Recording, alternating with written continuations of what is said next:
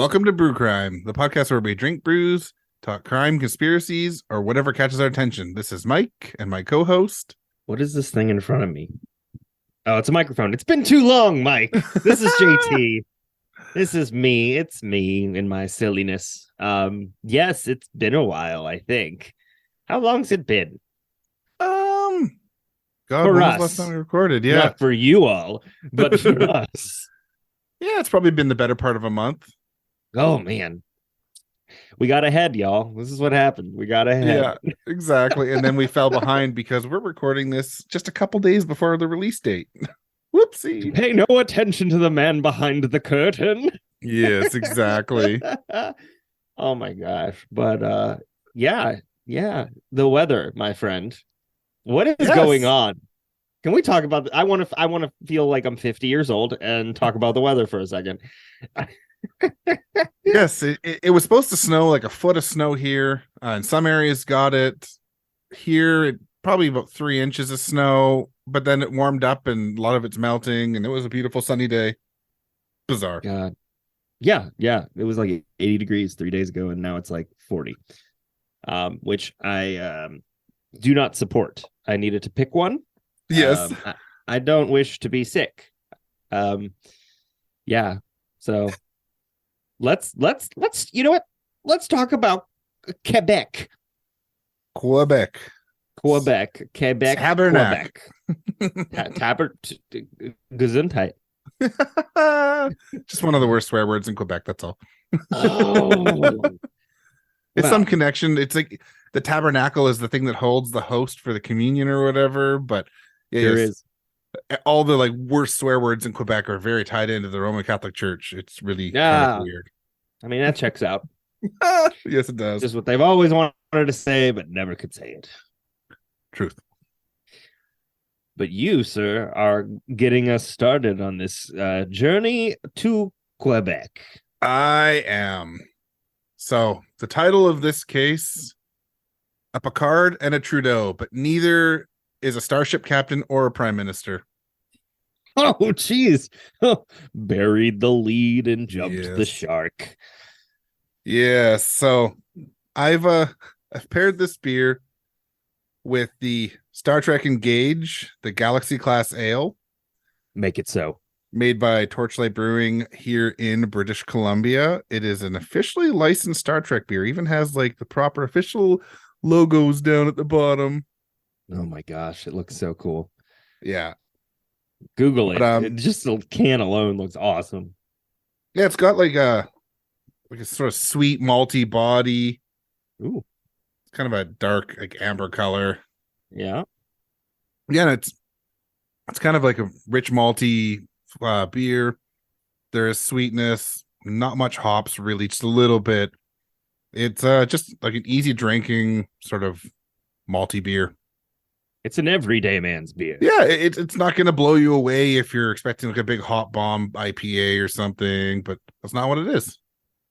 Oh, and it helps that you're a Trekkie, right? Yes, I am. Yes, called out, right? I caught up on Picard yesterday, the second episode of the latest season. Was it worth it? Well, we'll have to find out when the whole season's done. I guess you haven't reached the payoff yet, have you? Final season of Picard, so 3 and out. Yes, make it so. All right.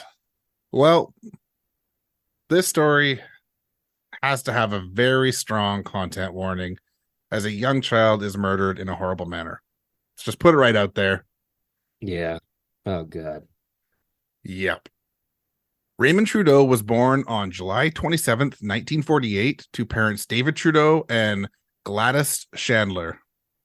They lived in Montreal, Quebec. Sadly, I can find little to no information about the young Raymond, but I do know a tiny bit about his parents. Mm-hmm. His father was a factory worker that worked only blocks from their home on 974 Rue Chenvel Street. Probably saying these wrong because we should have put a disclaimer out there. Hey, we're not French. We don't speak French. And for those of our people who live in France, number one, thank you for listening. But also, take no offense. We're doing the best we can. And Quebec, yes. I've never met a language that made my mouth go, "What the fuck are you saying?" more, because my mouth just shouldn't move in those ways. Like Yes. it's just yeah. All right. Anyways, moving on. His mother worked in a restaurant as a waitress on the ground floor of their building. So to say, like, they were always close to home. Yeah.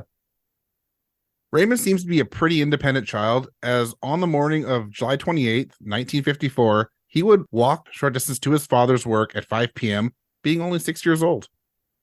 Wow. All right. Go Raymond. Yeah, right? He was heading there on a mission to get 5 cents to buy ice cream.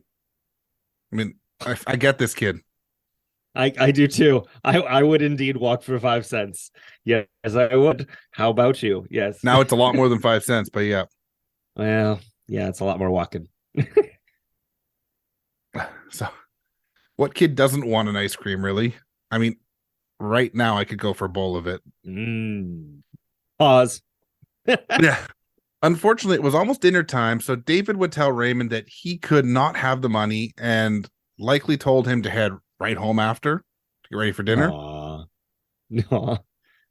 There was a slight issue in that Raymond would never make it home. That is indeed a slight issue. Yeah. Yeah. Later, his friend Gary Waddle would be quoted as saying he saw him leave with an adult stranger, and would add he had funny skin. I'm not sure. Okay. That this is all of my articles were translated from French to English on Google, so it could be kind of a weird translation thing. I'm not sure. Yeah, but that's a broad range that comment could apply to. Yeah, exactly. When Raymond wouldn't show up for dinner, the parents would call the police to report him missing. Raymond would start talking to a stranger who would turn out to be Lucien Picard, a very short man at 4'11", with a Charlie Chaplin mustache, who would be 44 at the time of the crime. Oh boy. Yep. I'm not gonna like this guy, right? No, I didn't think so. Okay, this is the guy. Okay. I have to assume Lucien promised Raymond money for ice cream, or even said he had some at home, as the child would follow him home. Oh, now, if my Google Map skills are not lying to me, Raymond's home was only a 2-minute walk from Lucien's own. This would likely also make Raymond feel a bit more at ease, as he was in his own neighborhood. Right. I mean, if he was able to walk to his father's work by himself, he must have known the area pretty well. Yeah, absolutely. It seems that Raymond may have realized something was off when he entered Lucien's basement apartment, though, as it is said that he began to scream as soon as he got into the room. Oh my gosh. Lucien would jump into action and strangle Raymond. Once Raymond was dead, it was time to come up with a plan of what to do with the body.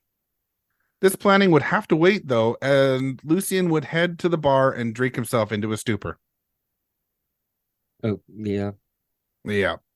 Depending on what you're about to say, tracks in terms of drinking into a stupor. Guilty conscience, maybe, right? Yeah. So this was on a Thursday night. He would arrive home on the Friday in an alcoholic daze to undergo his plan to dispose of Raymond's body. He would grab a serrated bread knife, possibly from the kitchen, and begin to dismember the child's body.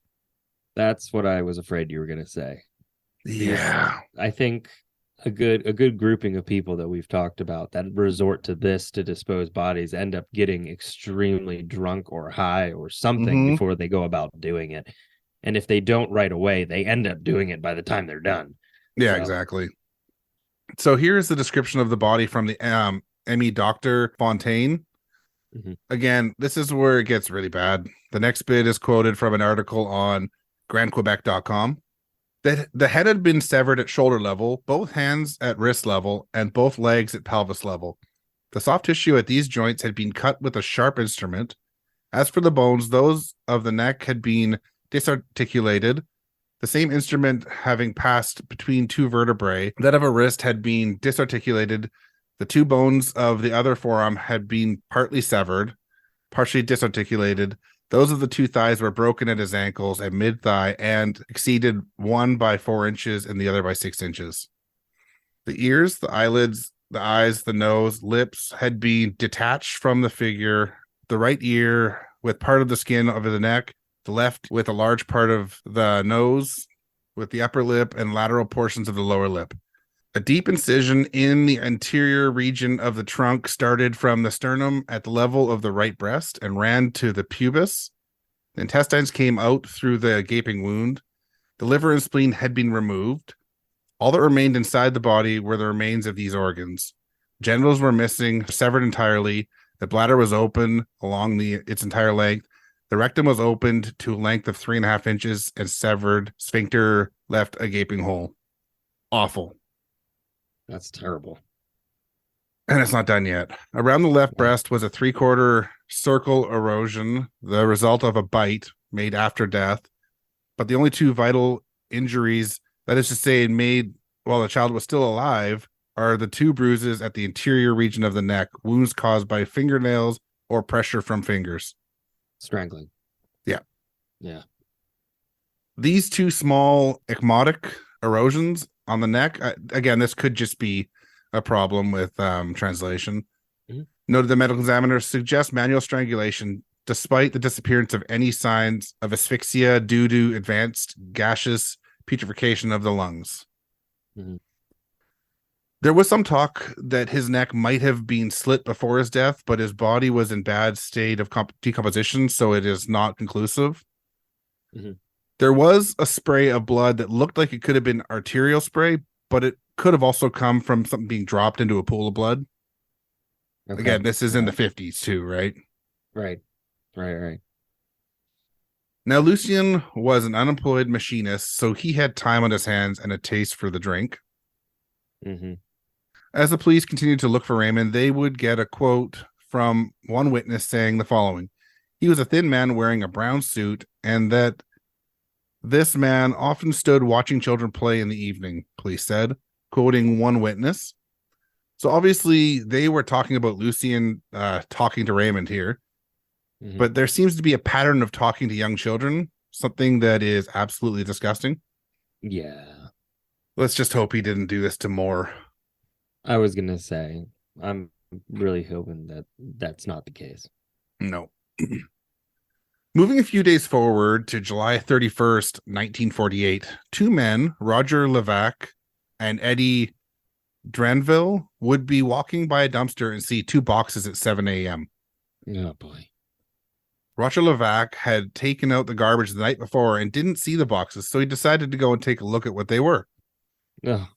He would open one box and notice a human foot, 2 legs, and 2 hands. Oh, my God, Roger. Yeah. They would rush to call the police right away, and there would be police on site at 7:15 a.m. A pretty impressive feat in 1954. Yeah, that's pretty quick. The officers would be Ami April and Raymond Paquette first, and then Marcel St. Pierre and Marc Maurice, both from the homicide squad. They would open the second box and find a head missing its ears and nose. It would not be long before they linked these body parts to Raymond Trudeau. So sadly, only days after Raymond's 6th birthday, his father, David, would have to go and identify his remains. Oh, my God. No. Yeah. And not all of his remains either, right? Right. And in the condition that they're in. Yeah. Now, Lucien Picard had a brother named Henry who stopped in to visit on the Saturday afternoon after Lucien had dismembered Raymond. He noticed a suitcase and asked about a terrible smell in the apartment. Lucien would explain it away that he had some meat to be brought to a hotel worker he knew that had animals that he raised. That's literally the exact same reason that Jeffrey Dahmer gave. Is it really? Yeah, Dahmer copied. Meat, just meat. Yeah, that's exact. I don't mean everybody. I don't want to get too much into it. We've over Dahmered this entire year, past 2 years, but true. Yeah, that's one of the reasons. Yeah. Henry would tell him to take a taxi and get rid of the meat right away, but Lucien had plans and said he would do it after. This is when Henry would leave the home. I don't blame him if it smelled that bad. Right. A few days later, a tenant of the building would get so sick of the smell, he would break into the padlocked room to figure out what the smell was. Oh, man. With the door open, the smell got even stronger. When opened, the suitcase was filled with Raymond's torso and his arms. Uh, Yeah. So Lucien had seen the writing on the wall just before the suitcase was found and fled from Montreal to Quebec City. mm-hmm. With the suitcase being found, things went from looking for suspects to having Lucien being suspect number one. Yeah. Being 1954, social media and the internet in general was not a twinkle in the world's eyes yet, and even the news cycle on TV was nothing like today. But still, on August 2nd, 1948, only 5 days after Raymond went missing, Lucien would be spotted in St. Luc neighborhood of Quebec City, and a phone call was made to the police at 9:10 a.m., where they would state that Lucien was standing in front of a garage. Wow. That's quick. Yeah, it's really quick, right? Yeah. I mean, this is a pretty big story, though. Yeah. Yeah, this is not one that, Yeah. Yeah. So police would rush to the location where two officers would approach him. He would first claim that his name was actually Bilodeau, I think you pronounce it, before admitting to his real name. Billa don't. Exactly. He would give two different statements to the police in Quebec City. First, he would claim that he came home to find Raymond's body in his room, and then he fled to Quebec City because of that. Okay, buddy. Yeah, exactly, right? He would then, in the afternoon, tell the officers that he had said something in his declaration that was not true, and he wanted to clear it up. Quote, he said he remembered strangling the boy about Thursday, I guess. I met him at the door of my house, the statement reads. When he entered my room, he started to scream. I choked him and left him there. He would go on to tell about this leaving to drink after killing Raymond, but would claim he had no memory of how he cut him up as he was not sober. It really disturbs me. Obviously, it's disturbing, but the more, you and I talked about a little bit earlier that we really hope this was the one and done, right? Like this was the one victim he had. But he's so nonchalant. Like it was Thursday, I guess. Yeah. And just the depravity and the intense ramping up that happened. Yeah. I don't know, man. Yeah, I don't know either. So this second statement would not be signed by Lucien, though, as the Montreal police would arrive and take him back to Montreal. It got missed to sign it. Yeah. Didn't matter. No, probably not. No. There would be a coroner's inquest where all of the horrors of Raymond's injuries would come to light, as well as the fact that they found Lucien's still bloody clothing in his apartment. Yeah, they didn't even dispose of them. Yeah.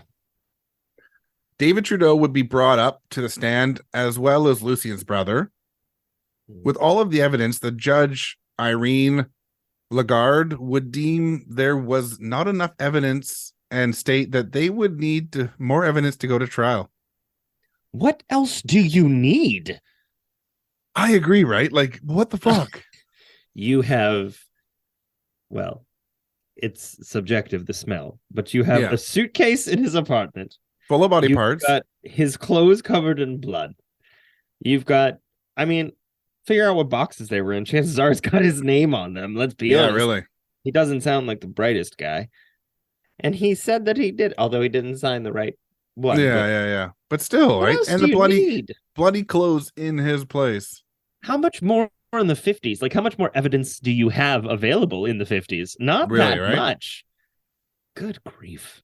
Luckily, the premier, Maurice Duplessis, it's definitely wrong, reversed that decision, and the trial date was set. No, all right. Lucien would go in front of the judge without a lawyer this time and declare, I am guilty of murder and I want to be hanged as soon as possible. There is no justice for me here. I'll only get it in the other world, I'm sure. So much has been said about me. Yeah, so much said about me. So many lies told that I want to get it over with. This is justice that I claim. I am convinced that I will not have it on earth. So they gave him life in prison and not death. Because of that impassioned speech. Really, right? The trial took place between November 8th and 9th, 1954. He'd go back to claiming that he didn't know Raymond and backtrack all the way. So this is a quote from Historique Mentologue, I think, .com. It's another French website. I'm not sure. I look forward to being made endless fun of after this series. Yeah. I really do. In its argument, the defense, through the voice of Paul Obit, attempted to plead insanity, extrapolating to the fact that such acts could not be committed by a normal man. John Bumbury of the Crown will also say that this crime could not be the work of a normal man, but that it could have been committed by an intelligent sadist, and that sadists of this species must be hanged. So it only took about 15 minutes for the jurors to deliberate and come back with a guilty verdict. They're like, do we have to go back there? Can Yeah, we yeah, yeah. just look? We'll just Raise our hands. Let's take a vote now. Yeah, exactly, right? So the execution was immediately fixed for February 11th, 1955. Mhm.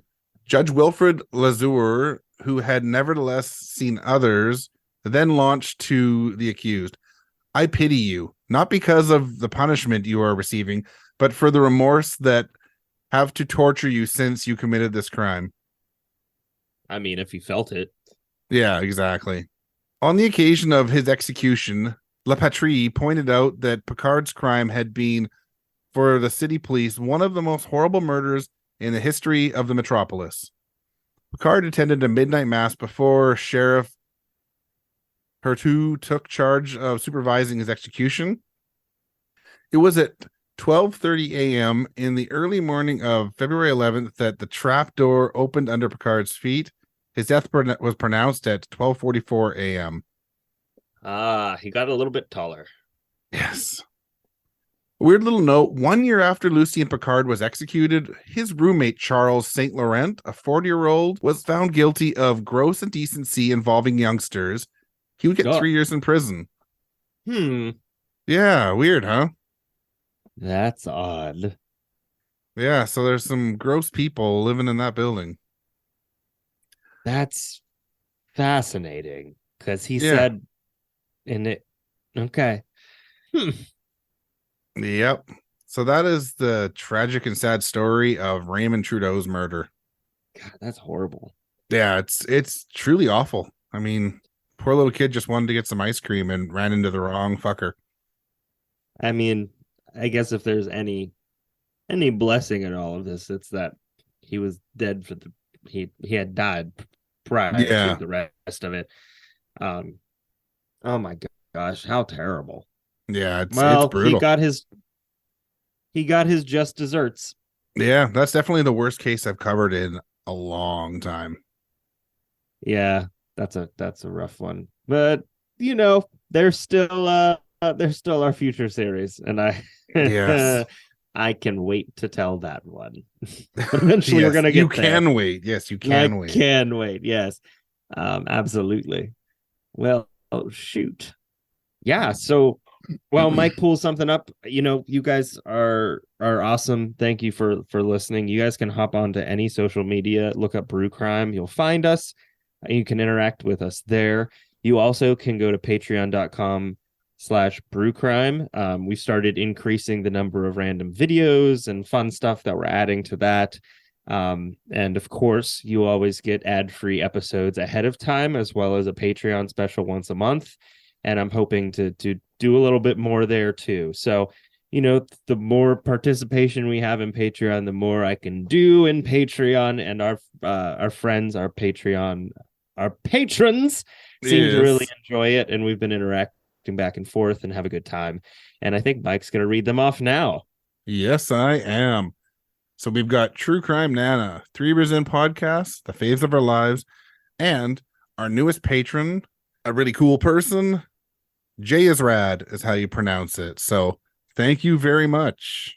Yes, thank you so much, Jay is Rad. Also known as Jay, probably, to his friends. I think so. But when I asked for a confirmation on how to pronounce their name, I got the full thing, so I went with it. Yeah, well, he is rad. Thank you, sir. Yes. Appreciate it. So yeah, you know, I'm gonna be that guy. Rate, review, subscribe, and find us on all of the socials. We would love to chat with you and have an interaction. And tell your friends and enemies, whoever. We just want everyone to listen to us. Absolutely. I don't mind offending people. Bring those enemies on. It'll be fun. And let us know they're Yes, listening so we can call them out. absolutely. All right. Bye. Later. All cases in Brew Crime are written by Mike and JT or a writer we credit on the episode, and sources are put into our show notes for each episode. We always want to give credit to the people that research the cases we talk about. Check out our store at tpublic.com/stores/brew-crime-podcast, where you can purchase gear like t-shirts, phone cases, stickers, pillows, and all kinds of other cool stuff. Brew Crime's intro was created by Mike using Creative Commons Attribution licensed audio from purple-planet.com, soundbible.com, and freesoundeffects.com. Logo designed by Ben Greenberg. Thanks for listening to this episode of Brew Crime Podcast. You heard that, right? Recording in progress. Okay, good. It worked. All right, I guess I should push this button. Raymond would start talking to the stranger. Oh, sorry. I can feel I got a burp right here, but I can't burp it up. Oh, that's the worst. They're almost painful. Yeah, well, it's making it hard to talk. Yes. Come on. No. Oh, no. Oh, there we go. There's the burp. Oops, that's not what I meant to do. Not end meeting and recording.